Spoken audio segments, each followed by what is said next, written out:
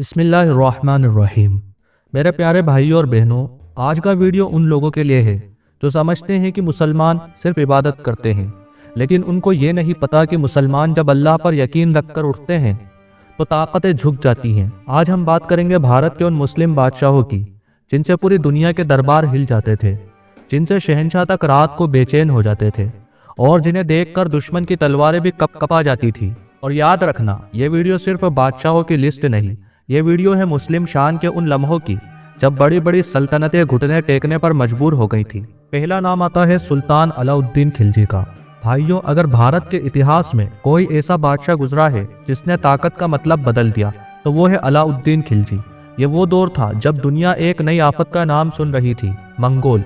वो मंगोल जिनसे एशिया का आधा हिस्सा तबाह हो चुका था, जिनसे बगदाद, बुखारा, समरकंद जैसे शहर रो रहे थे, जिन्हें तूफान कहा जाता था। लेकिन जब उनकी नज़र हिंदुस्तान पर पड़ी तो उनको लगा यहाँ भी वही होगा जो बाकी मुल्कों में हुआ। मगर उनको नहीं पता था कि दिल्ली में अलाउद्दीन खिलजी बैठा है। अलाउद्दीन खिलजी ने सिर्फ जंग नहीं की, उसने मंगोल के खौफ को कत्ल कर दिया। दुश्मन बार बार आया लेकिन हर बार शिकस्त मिली।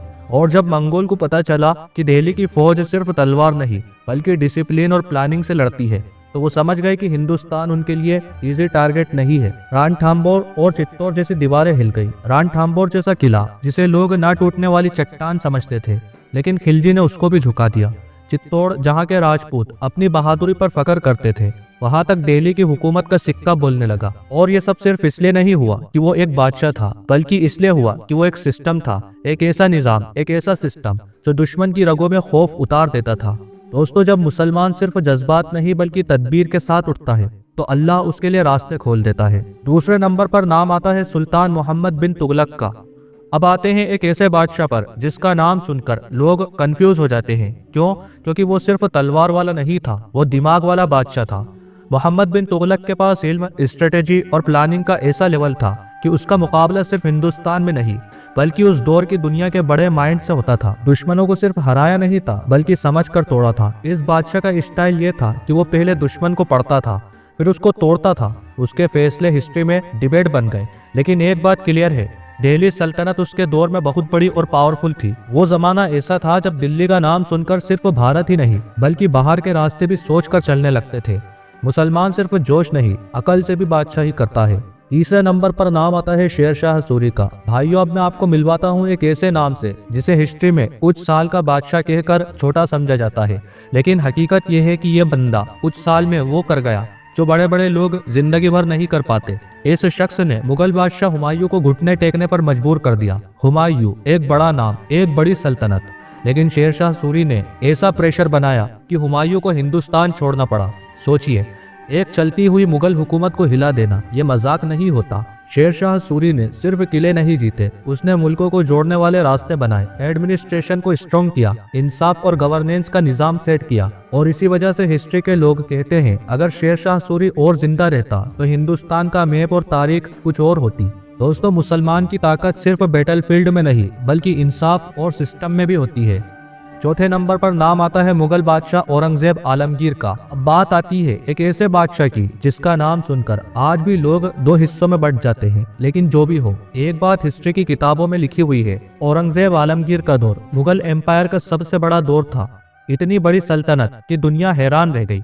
औरंगजेब के दौर में मुगल एम्पायर का एरिया इतना फैल गया कि दुनिया की बड़ी बड़ी ताकतें भी कैलकुलेट करती थी कि हिंदुस्तान से पंगा लेना आसान नहीं है। डेक्कन की कैंपिंग, लंबे अरसे तक चलने वाली battles, resources, plannings, discipline. Aurangzeb का स्टाइल था, वो सिर्फ नाम का बादशाह नहीं, वो फील्ड में भी एक्टिव रहता। और जब बादशाह खुद मेहनत करे तो फौज के सीने में आग बन जाती है। मुसलमान जब अपने मकसद को अल्लाह के हवाले करके चल पड़ता है तो दुनिया उसको रोक नहीं पाती। नंबर 5 पर नाम आता है टीपू सुल्तान शेर मैसूर का, अंग्रेजों को जलील करने वाला। ये वो नाम है जो सुनकर ब्रिटिश एम्पायर की रूह कांप जाती थी। ये वो दौर था जब अंग्रेज दुनिया को निगल रहे थे, इंडिया को धीरे धीरे अपने पंजे में ले रहे थे और लोग समझ रहे थे कि अब कोई नहीं बचेगा। लेकिन मैसूर के जंगल से एक आवाज उठी, मैं टीपू सुल्तान हूँ। टीपू सुल्तान सिर्फ लड़ता नहीं था, वो अंग्रेज को साइकोलॉजिकल वार में भी तोड़ता था। उसकी स्ट्रेटेजी, उसकी स्पीड, उसका कॉन्फिडेंस। ब्रिटिश ऑफिसर्स लिखते थे कि Tipu is the most dangerous enemy we have faced in India. Tipu Sultan के बारे में सबसे बड़ी बात यह है कि वो शहीद हो गए लेकिन अंग्रेजों के आगे झुके नहीं। और यही वो लाइन है जो मुसलमान के खून में होनी चाहिए, जिंदगी इज्जत के साथ वरना शहादत। मुसलमान का सिर्फ जीना ही नहीं, उसका मरना भी दुनिया को याद रह जाता है। मेरे भाइयों, ये बादशाह सिर्फ हिस्ट्री के कैरेक्टर्स नहीं, ये मुस्लिम आइडेंटिटी का कॉन्फिडेंस है। लेकिन एक सवाल है, क्या आज का मुसलमान भी वैसा ही है? आज हम तलवार नहीं उठाएंगे, लेकिन हम अपनी नमाज, अपनी ईमानदारी, अपनी मेहनत, अपने इल्म, अपने अच्छे अखलाक, ये सब उठाएंगे। क्योंकि इस्लाम का घमंड जुल्म में नहीं, इस्लाम का फख्र इंसाफ में है। इस्लाम की ताकत अल्लाह पर यकीन में है। और जब मुसलमान अपने रब से जुड़ जाता है तो फिर दुनिया की कोई ताकत उसको गिरा नहीं सकती। अगर आपको ये वीडियो पसंद आई हो तो लाइक ज़रूर करें और कमेंट में लिखें अल्लाहु अकबर, और चैनल को सब्सक्राइब करके बेल आइकन दबा दें, क्योंकि आगे मैं आपको और भी ऐसे रेयर इस्लामिक हिस्ट्री वीडियो देने वाला हूँ जो आपने पहले कभी नहीं सुनी होगी। अल्लाह हम सबको अपने दीन की इज्जत बनाए। आमीन।